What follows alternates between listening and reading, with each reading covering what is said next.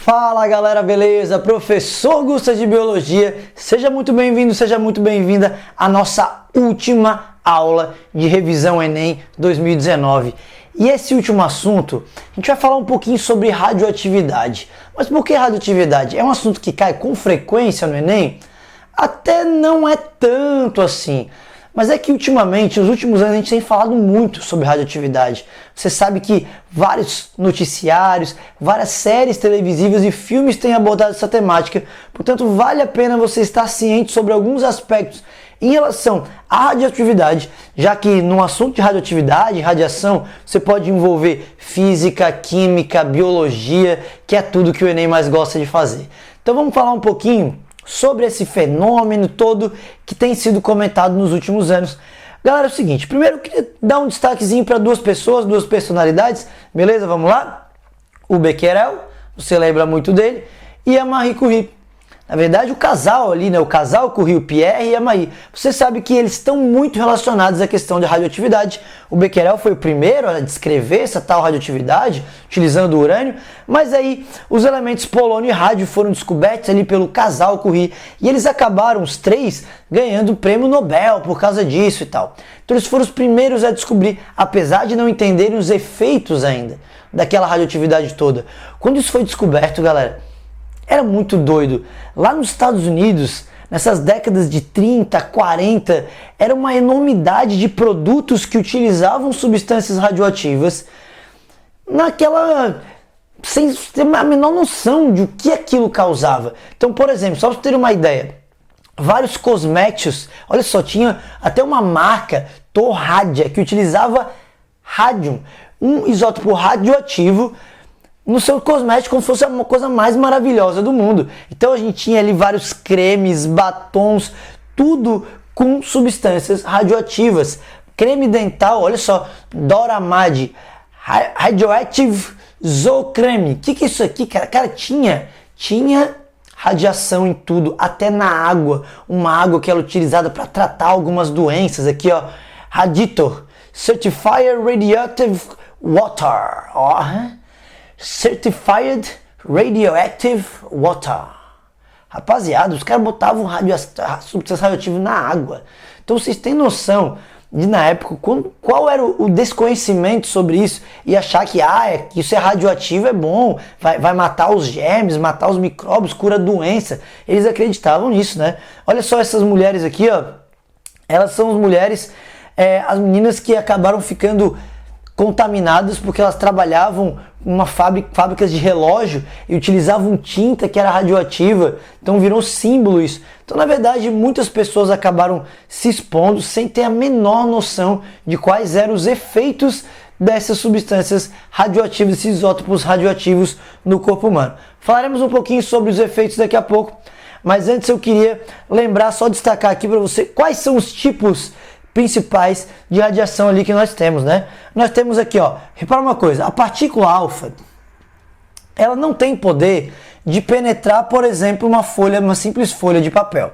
A partícula alfa é aquela que, se ela penetrasse no nosso corpo, ela teria um efeito muito, muito ruim, tá? Então ela é altamente ionizante ali e tal, já vamos falar um pouquinho o que é isso, mas como ela é facilmente barrada pela roupa, por uma folha de papel, aí beleza, está mais tranquilo. Mas se ela penetra no corpo, ela acaba sendo a pior de todas que a gente vai ver aqui.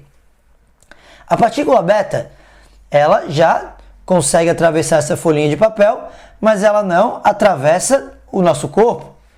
Já os raios X atravessam o nosso corpo, você sabe muito bem disso, porque senão nós não tiraríamos ali o raio X, atravessa o nosso corpo, mas é barrado pelo aço.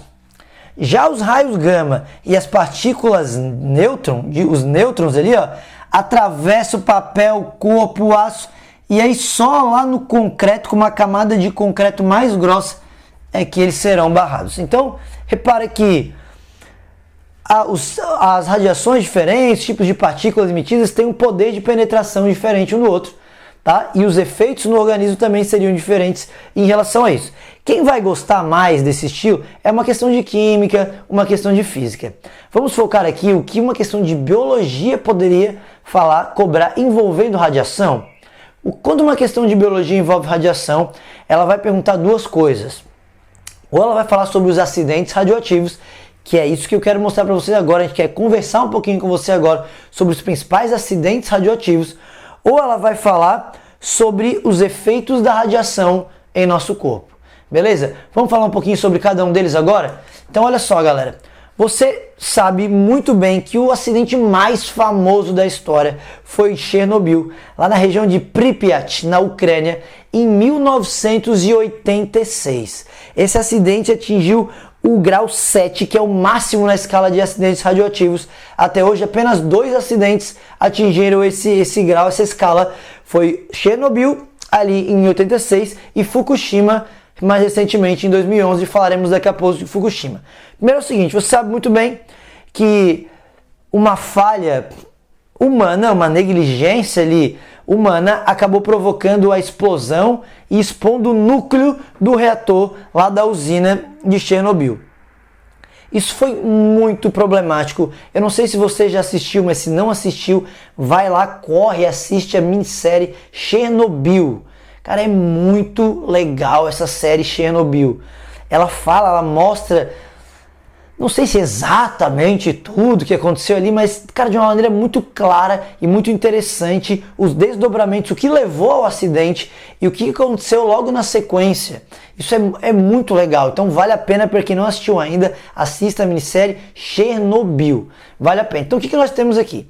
O grande problema foi que esse acidente de Chernobyl, o governo ele tentou acobertar aquilo, né? Ele não quis causar alarde, ele não quis manchar a imagem, então ele falou assim, não, acho que a gente consegue controlar, não foi nada demais, o nível de radiação não está tão alto assim, e aí demorou um pouquinho, alguns dias, para realmente ter a noção do estrago que tinha sido feito. Só para vocês terem uma ideia, para quem não assistiu a série ainda, ela mostra, por exemplo, que na verdade só tomaram uma atitude porque esse nível de radiação começou a aumentar em países vizinhos. Eles começaram a detectar, opa, peraí, tá vindo radiação para cá? Isso aí é lá da Ucrânia, lá de Chernobyl. E aí que eles foram obrigados a tomar uma atitude de isolar uma área toda, uma zona de exclusão. A gente vai falar um pouquinho sobre isso. Mas olha só, os números oficiais são bastante obscuros, não se tem com precisão quantas pessoas morreram e quantas foram afetadas. Mas galera, a grande preocupação, ó, primeiro teve uma zona de exclusão, uma zona onde as pessoas tiveram que abandonar suas casas de última hora sem poder levar nada, a galera foi arrancada de casa. Essa zona de exclusão, ela atingiu mais ou menos 200 mil pessoas, primeiro foram 40 mil pessoas, já foi aumentando. Então, tiradas das suas casas, inclusive hoje, vocês sabem que tem regiões, nós vamos ver umas imagens daqui a pouco, onde não tem ninguém ainda lá morando, beleza? Por causa da radiação, que demora muito para sair. Cerca de 600 mil pessoas participaram das ações para tentar conter o problema. Então a série mostra muito bem isso, a quantidade de trabalhadores, de pessoas que foram chamadas para tentar contornar esse problema. Muitas dessas pessoas acabaram morrendo, ou se não naquele momento, anos depois, em decorrência da exposição a essa radiação. Beleza? E aí, o que acontece com esse acidente? Estabelecer um número preciso, total de mortes, é impossível. É totalmente impossível, cada lugar que você encontrar vai ver um dado diferente. A questão é que milhões de pessoas foram afetadas, direta ou indiretamente, por esse que foi o maior desastre nuclear da história do planeta Terra. Beleza? No ser humano aqui, né? Então vamos lá, vamos entender uma coisa, porque essa região, ó, então nós temos aqui, essa é a regiãozinha, vamos lá para o aumento para você aqui, ó, da planta ali de Chernobyl, tá? Tá aqui, ó, nessa região. E aí tudo isso aqui é uma área de exclusão. Essa área de exclusão, ela, obviamente, as pessoas foram tiradas de casa, e aí o que acontece é que pegou tanto a Ucrânia quanto a Bielorrússia aqui, né? E aí, galera, essa área, muito dessa área hoje não tem ninguém morando lá, até hoje não pode chegar a galera lá, né? Atingiu o rio, essa mancha de radiação, ela se dissipou pelo ar, e aí acabou atingindo outras regiões, foi para as nuvens, caiu com a chuva, contaminou o solo, contaminou o lençol freático. Então a contaminação foi muito grande. E você sabe que as substâncias radioativas, nós vamos falar daqui a pouco isso lá no final, quando falar de datação de carbono 14, elas têm um tal tempo de meia-vida. E esse tempo de meia-vida faz com que, cara, não adianta, tempo de meia-vida, milhares de anos, aquele elemento radioativo vai ficar ali por milhares de anos. Então não é assim para, vamos voltar para o lugar. Não é bem assim. Então, verdadeira cidade fantasma, vou mostrar para você agora algumas imagens, então vem com aumento, vamos lá comigo no aumento na tela, algumas imagens que mostram alguns lugares como estão se deteriorando, como ficaram abandonados. Então vem comigo, olha só, lá em Pripyat, né, Pripyat na verdade era uma região que foi construída, aquela cidade, ela basicamente era a residência dos trabalhadores da usina, que eram muitos trabalhadores e suas famílias, eles foram os maiores prejudicados ali com esse acidente. Então olha só, a região tudo se deteriorando, não tem ninguém. Lembra, 97 já, mais de 10 anos depois do acidente, as coisas ali, tudo abandonadas. Vamos para outra imagem aqui. Essa é a imagem clássica do parque de diversões, os carrinhos de choque ali, tudo se deteriorando. Repara como a vegetação já está crescendo. Essa imagem é antiga, de 2008, mas a vegetação ali já está crescendo. Então isso é... A natureza se recupera mesmo nessas situações de radiação, animais estão voltando. Olha só a visão de cima aqui de um mirante. Lá você pode observar a planta da usina, aqui ó, nessa região, tá vendo? E olha como a vegetação já está tomando conta. Então as plantas estão voltando, os animais inclusive estão voltando. Onde não tem seres humanos, até radiação não impede a chegada dos animais de novo. Ó, para tu ver como o ser humano é pior que radiação. E aí galera, volta para mim agora, porque eu queria falar com você sobre o acidente de Goiânia. O acidente de Goiânia, para as provas, ele é muito importante. O acidente de Goiânia não foi um acidente com uma usina nuclear, né? Não foi, mas fora de uma usina, ele foi o pior acidente radioativo da história, envolvendo substâncias radioativas utilizadas, por exemplo, em hospitais, tá? Então, foi muito grave. Vamos lembrar o que era, né? O que acontece é que aparelhos de radioterapia, né, então que faz parte de algum tipo de tratamento para o câncer, ele, obviamente, usa isótopos radioativos, no caso aqui, o Césio-137. Esse tipo de aparelho, de equipamento, ele tem uma legislação, tem que ser descartado no local correto. Ele não pode ficar assim no ambiente e tal, porque é altamente contaminante, substância radioativa. O que aconteceu é que um equipamento desse ele foi abandonado numa clínica e algumas pessoas entraram nessa clínica à procura de algo que pudesse ter valor, alguns catadores de lixo reciclável, e encontraram esse equipamento. E eles desmontaram ali, na verdade, a cápsula desse equipamento e levaram para um ferro velho para vender.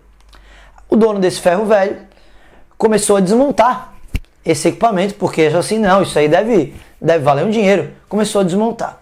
Quando ele desmontou na tentativa de achar alguma coisa que valesse ali, ele encontrou um pozinho brilhante, um pozinho azul, achou aquilo a coisa mais maravilhosa do mundo e levou para casa. E não só ele teve contato, mas muitas pessoas tiveram contato com aquilo. E aí todo mundo ficou maravilhado com aquela cena, aquele pozinho azul brilhante, e foi passando de pessoa para pessoa, e um monte de gente tendo contato e tal.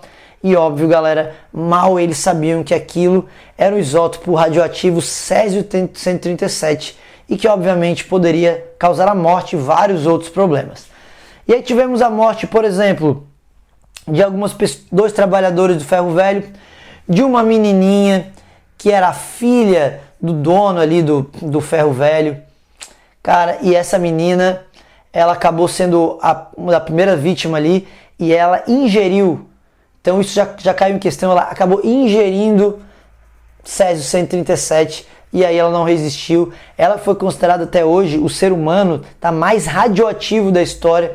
Então só para vocês terem uma ideia, vou mostrar umas imagens agora. Então esse aqui, ó, é o irmão ali do dono do ferro velho.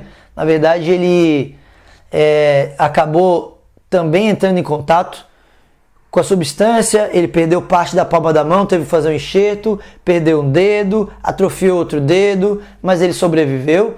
O irmão dele faleceu, tá? Então a tia da menina, a menina e mais 2 trabalhadores lá. Fora as vítimas indiretas, tá? Vítimas indiretas da família, da região. Foi um pânico instaurado na região. Vou mostrar umas imagens, acompanha comigo, vem no aumento. Galera, repara essas imagens. Ali mostra essa área do ferro velho. Primeira imagem da esquerda no alto ali. Ali no alto na direita, cara, isso aí foi... Eles tiveram que pegar toda a população, colocar num estádio de futebol para ver e testar quem estava com radiação contaminado, tirava todas as roupas, colocaram em tonéis. Então olha só essa imagem no canto inferior esquerdo aqui. Então o que acontece aqui? Várias roupas, tudo que pudesse estar contaminado foi enterrado em tonéis e concretado. E lá no canto inferior direito, o enterro dessas pessoas, dessa menininha, por exemplo, o caixão dela é bem mais reforçado, foi concretado, botado concreto, porque é muita radiação sendo liberada. Beleza? Volta para mim agora. Galera, esse foi um acidente grave, totalmente provocado por uma negligência humana, uma falha humana ali em deixar aquele equipamento no local indevido, e muitas pessoas acabaram sendo expostas e algumas acabaram morrendo. Outras acabaram desenvolvendo algum tipo de câncer, já vamos falar sobre quais são os efeitos. Mas então, ó, lembra disso, acidente de Goiânia, Césio 137, um ano após o acidente de Chernobyl. Chernobyl foi 86, Goiânia 87. Mais recentemente, em março de 2011, tivemos o acidente de Fukushima.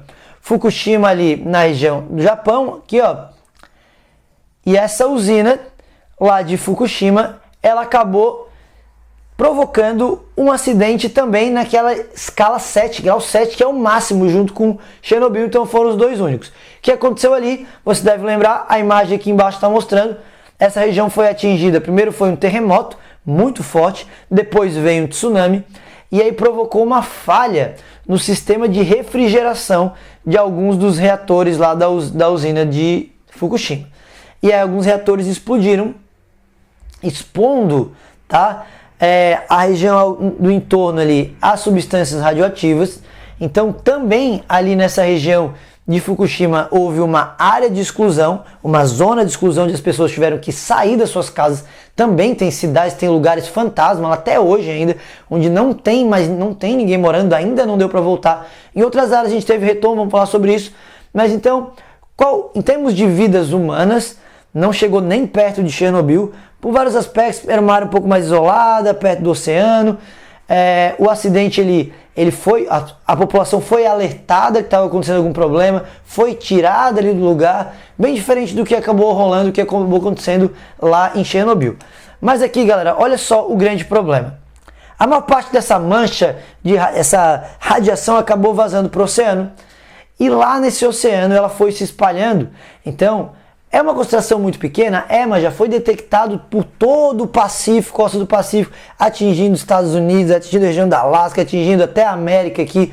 Então essa radiação, lá nesse oceano, os peixes têm que ser testados para radiação antes de ser consumidos, comercializados lá, fazer um sushizinho lá no Japão, imagina um sushizinho radioativo. E vários estudos têm sido feitos nesse meio do caminho de desaparecimento de algumas espécies animais por talvez contaminação com essa radiação, que continuou desde 2011 vazando e vazando para o oceano. Aí, essa zona de exclusão aqui, ó, que ela teve um raio aqui de 20 quilômetros, várias cidades ali acabaram sendo evacuadas. Algumas, como essa que a gente está observando aqui, ó, elas já foram autorizadas para retorno da população, enquanto outras ainda vão demorar alguns anos, que são essa área em amarelo aqui, ó. Então algumas pessoas estão voltando, outras estão se recusando a voltar, estão com medo ainda. Esse ano aqui, faz 2 meses, eles reabriram uma praia lá que tinha sido interditada por causa da radiação. Fizeram uma festa, campeonato de surf, esporte de areia. Ei, tá seguro, vamos mergulhar aqui. Tem gente que tem coragem, gente que não tem coragem, mas os testes indicam que o nível de radiação já está bem baixo nessa região. Galera, quando a gente fala desses acidentes, acende um debate de será que vale a pena investir nessa forma de produção de energia? Você sabe muito bem que a energia nuclear ela é uma fonte considerada não poluidora de energia na sua produção, porque ela não libera nenhum gás para a atmosfera, não vai contribuir ali com o aquecimento global, efeito estufa e assim vai. A área de construção não precisa ser tão grande assim quanto é uma hidrelétrica, por exemplo, mas um acidente num local como esse é sempre muito, muito grave. Por isso vários países ficaram naquele debate. Será que vale a pena? Será que não vale a pena investir nesse tipo de energia? Mas aí vamos lá. O que uma prova pode perguntar? É considerado uma fonte não poluidora, mas não é uma fonte renovável de produção de energia, beleza? Não é renovável. Mas será que esse tipo de radiação, o que ele pode de fato ocasionar no nosso corpo? Galera, entenda o seguinte, uma radiação ionizante, essas formas de radiação, essas partículas liberadas, esses isótopos liberados, essa radiação ionizante ela vai acabar roubando elétrons, tá, de moléculas do nosso corpo, beleza? E aí essa molécula do nosso corpo pode ser o DNA, por exemplo, vai começar a provocar falha ali. Então isso é gravíssimo. Além disso, primeiro tem o contato direto pode provocar morte. A morte, tá? A apoptose, a morte programada das células, destrói queimaduras. A série Chernobyl mostra exatamente o que acontece quando uma pessoa encosta e expõe diretamente aquela partícula radioativa. E ela mostra, então vale a pena assistir isso aí para você ficar mais ligado no assunto. Mas aí vamos lá. Os danos da radiação podem ser diretos. O que seria uma ação direta? Um dano direto à molécula de DNA. Então ela vai roubar elétrons, modificar, quebrar ligações dessa molécula de DNA. Boa parte dessa modificação, nós temos um sistema de reparo, então nós conseguimos reparar. Beleza, teve uma lesão no DNA, a gente reparou, tá tudo certo. Mas o que nós não conseguimos reparar origina uma mutação. E essa mutação, obviamente, ela pode ser deletéria, o indivíduo pode morrer ou pode desenvolver um tumor. E esse tumor, que são a multiplicação exagerada de células, porque ela tem um erro ali, ninguém consegue frear, ele pode acabar invadindo outros tecidos e aí gerar um câncer. Então é bastante comum pessoas que foram expostas à radiação desenvolver câncer depois de um tempo. Beleza? Vamos pensar um dos tipos de câncer bem comum, câncer da tireoide. Principalmente porque um dos isótopos radioativos mais liberados nesses acidentes é o iodo. E a tireoide usa iodo para compor, para formar os seus hormônios. E ela vai pegar esse iodo radioativo, pá, câncer na tireoide. Então, uma formação ali pode dar. Então, se mulheres grávidas elas são expostas àquela radiação, isso pode provocar malformação no feto e ele vai nascer com problema. Morte, pode provocar morte, sim, radiação, morte até em pouco tempo, depende da dose e do tempo de exposição. Mas os fatores genéticos ali, como o surgimento de mutações genéticas, de câncer, de tumores, é também o que mais cai nas questões em relação a isso. Mas além dessa ação direta, é mais comum até uma exposição, se não é tão grande, ser uma ação indireta. Como assim? Essa radiação ionizante, que ela fica roubando elétrons de tudo que é lugar pela frente, é mais comum que ela encontre água no nosso corpo, porque a água forma 60% do nosso corpo. E quando ela encontra água, ela vai acabar formando, galera, espécies reativas de oxigênio. Essas espécies reativas de oxigênio são chamadas de radicais livres. Foi um robô ali, ficou com um radical livre, e elas são altamente instáveis. E elas vão acabar roubando elétrons de qualquer parte do nosso corpo para poder se estabilizar. E aí elas podem acabar fazendo isso com o DNA. Então isso seria uma ação direta. A radiação não está diretamente afetando o DNA, ela está afetando e provocando radicais livres primeiro, está ionizando aqui. E aí esses radicais livres, é que vão provocar a lesão, o dano no DNA. Então é altamente grave qualquer tipo de acidente e exposição a substâncias radioativas. Belezinha? Mas aí, será que só existem coisas ruins da radiação? Não, galera. Você sabe, por exemplo, que a gente consegue fazer exames de imagens com raio-x. Nós temos, obviamente, radiação, ondas utilizadas em várias coisas. Não são ionizantes, mas o micro-ondas, por exemplo, para esquentar nossa comida. O próprio antena de telefone ali. Então nós temos radiação o tempo inteiro. Nós emitimos radiação.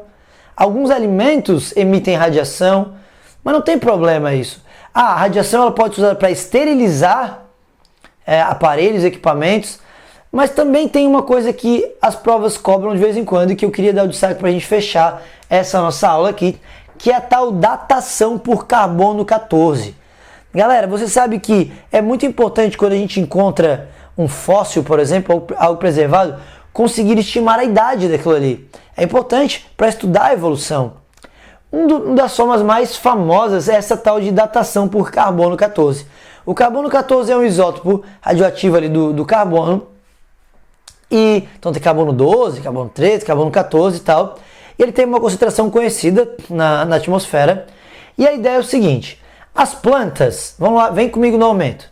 Existe esse tal de carbono 14 aqui na atmosfera. Você sabe que as plantas elas absorvem carbono para fazer o seu processo de fotossíntese. E elas incorporam esse carbono na sua matéria orgânica. Tanto a árvore aqui, como a grama, por exemplo, elas vão acabar pegando esse carbono 14 e incorporando no seu tecido. Os animais, ao se alimentarem dessas plantas, eles acabam incorporando também o seu carbono 14. Volta para mim agora. E é o seguinte, enquanto a planta está viva, ela vai incorporar carbono 12, 14, tranquilo, o tempo inteiro. E ela vai perder esse carbono 14 porque ele é um isótopo radioativo, ele é instável, ele vai acabar decaindo, se transformando em outra coisa. Então, essa taxa de decaimento ela é constante. Já vamos ver qual é essa taxa. Só que enquanto o organismo está vivo, a mesma quantidade de carbono 14 que ele absorve, ele vai acabar perdendo por esse decaimento, que ele vai decaindo, né? Essa radiação aí vai sendo liberada. Beleza. O segredo está quando o indivíduo morre. Que concorda? Quando o indivíduo morre, ele deixa de incorporar aquele carbono 14 e passa só a perder. E a gente consegue medir qual é essa perda. E com isso a gente estima a idade daquele fóssil. Então vamos entender uma coisa.